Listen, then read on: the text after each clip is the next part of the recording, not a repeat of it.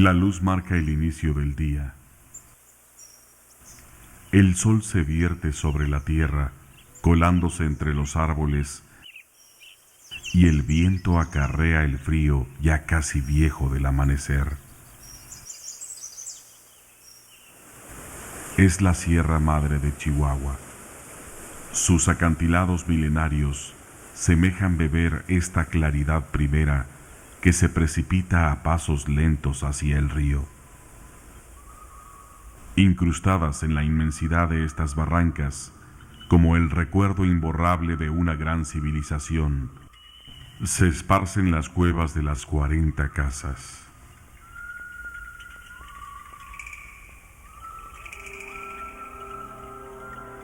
No se conoce con certeza la fecha de aparición de los pobladores originales de América. Es probable que el hecho tuviera lugar 10 o 20,000 años atrás, cuando estos primeros habitantes de procedencia asiática habrían cruzado el estrecho de Bering.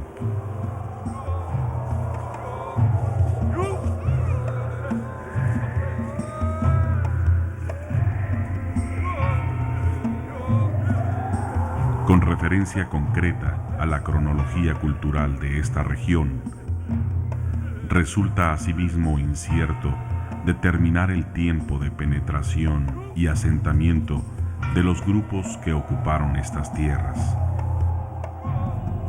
Únicamente puede aseverarse que dichos pueblos se establecieron con éxito durante varios siglos.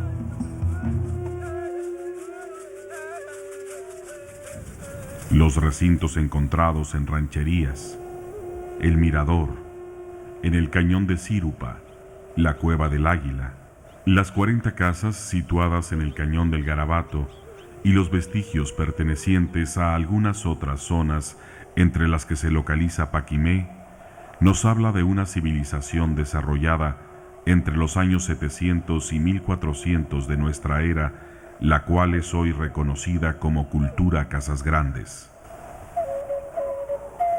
La ciudad de Paquimé floreció a la manera del principal centro ceremonial y comercial del norte del México prehispánico. El tráfico de sus mercancías se extendió tanto hacia el oeste, alcanzando el Océano Pacífico, como en rumbo este, hasta el Golfo de México. Tocó igualmente otros centros culturales ubicados al norte, en el territorio norteamericano. Muestra de ellos son Mesa Verde y el Cañón del Chaco.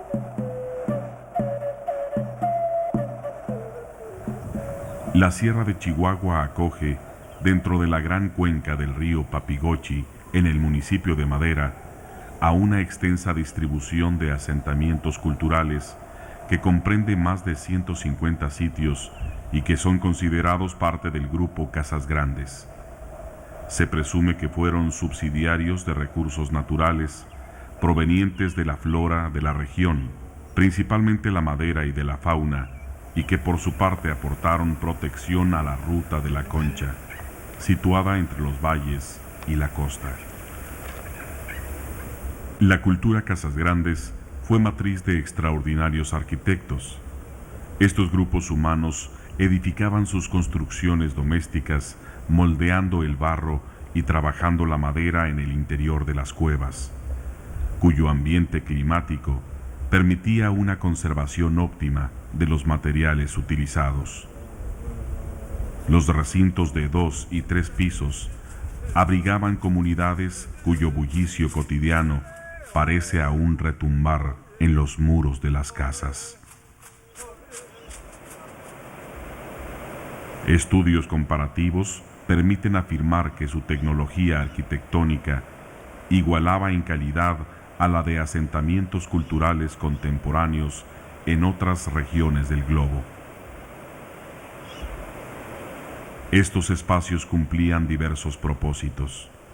Algunos de ellos funcionaban como zonas habitacionales, mientras que otros jugaban el papel de salones de convivencia, donde aún pueden observarse murales decorativos que reflejan diferentes etapas de su evolución cultural.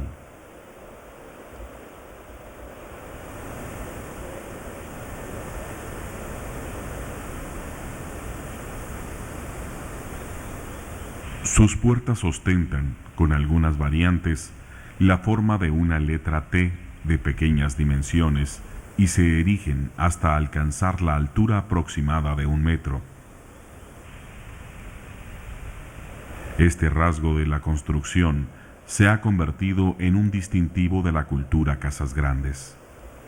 Los arquitectos utilizaron las vigas de madera recubierta con una gruesa capa de lodo para construir los techos y piedras cariadas para clausurar las ventanas de las casas. Por otra parte, la ubicación de ciertos sitios de la región fue aprovechada para implementar atalayas de vigilancia y zonas de comunicación con otros grupos humanos que los rodeaban.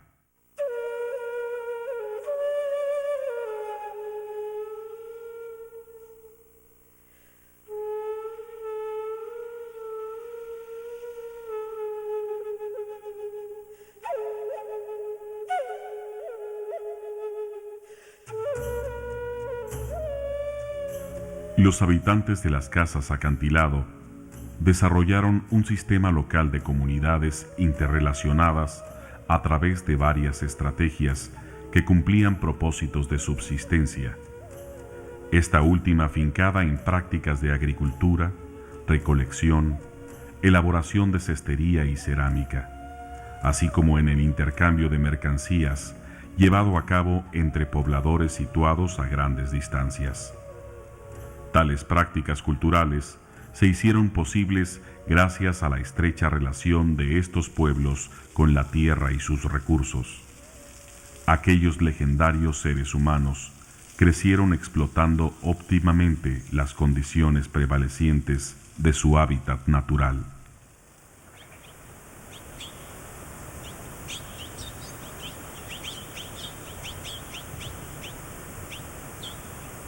En los cañones de esta zona, así como en sus alrededores, se percibe una variante climática que resulta en la presencia de diversos pisos ecológicos.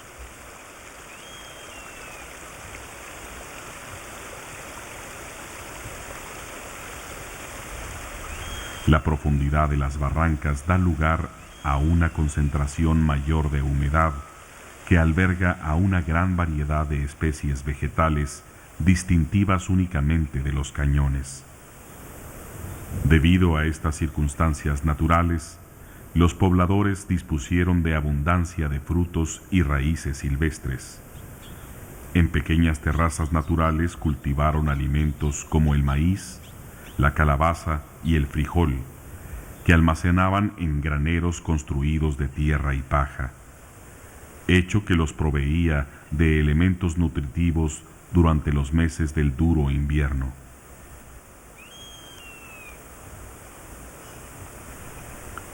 Por su parte, los recursos forestales y acuáticos, el bosque en los alrededores y el río que cruza estas tierras, permitieron que estos pueblos recurrieran para su subsistencia a las actividades de la caza y de la pesca.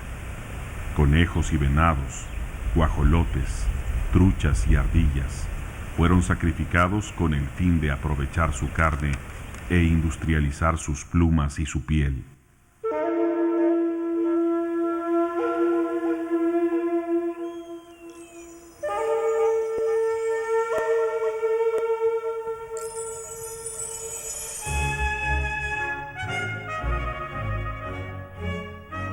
Corría el siglo XVI. Era la época de los descubrimientos, cuando los exploradores del viejo mundo se lanzaron a la búsqueda intensa de la utopía de las nuevas tierras, de la invención de América, construyendo mapas que nos hablan de una percepción particular, teñida de visiones mitológicas.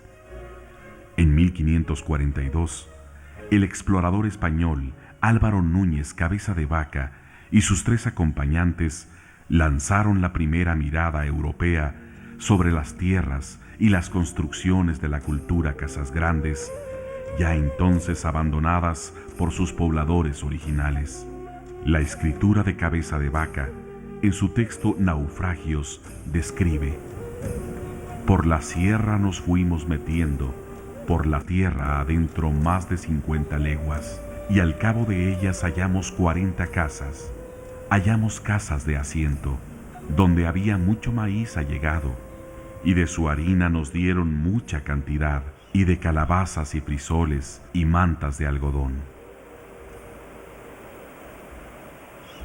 En cuanto a los primeros documentos gráficos de estas localidades, las fotografías del explorador noruego Carl Lumholtz, quien visitó las tierras a finales del siglo XIX, han quedado como la representación fiel de las edificaciones en ese entonces en pie y que hoy algunas de ellas se encuentran ya destruidas.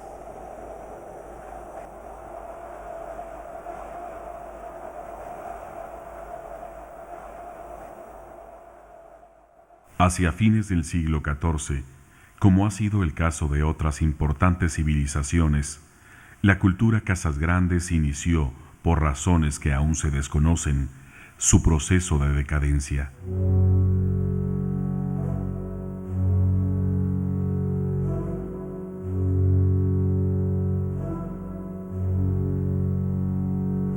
Al parecer, la ciudad de Paquimé fue la primera en derrumbarse. Aparentemente, sus pobladores se refugiaron en áreas cercanas de la sierra, donde no tardaron en perecer, llevándose a la tumba los secretos de su civilización.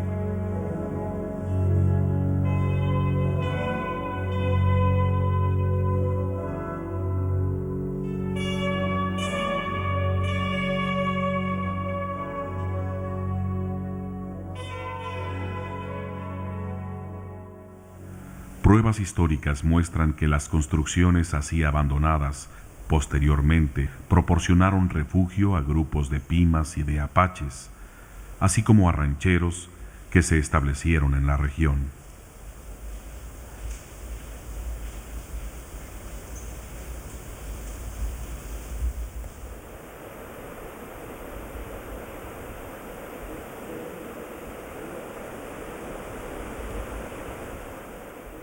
Carlos Fuentes señala a la memoria cultural como piedra de toque para la construcción del futuro, el recuerdo sustituyendo al olvido.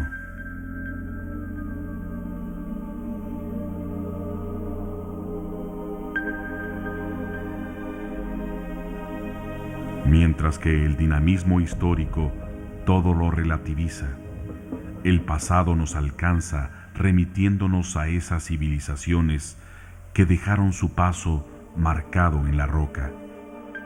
A la manera de los 4 elementos de la antigüedad, aquí persiste la tierra, la madera, el maíz y el barro. Colores y decoraciones aún no descifradas, cestos y utensilios elaborados a partir de la vegetación de la barranca que nos hablan de una existencia llena de interrogantes.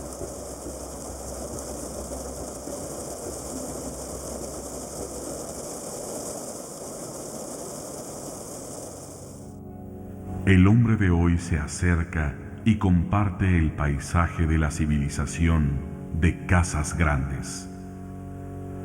Recorremos los recintos vacíos y observamos, como de paso, el legado de aquellos antiguos constructores.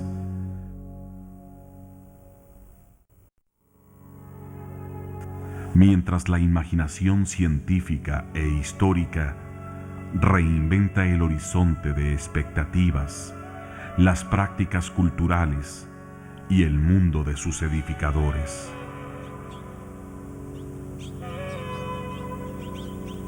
Por ahora, en este tiempo vivido, reconocemos, leyendo en sus huellas, la presencia palpitante de una condición humana plena de coraje y de una cultura estéticamente innovadora que nos envuelve y sorprende con sus fantasmas y misterios.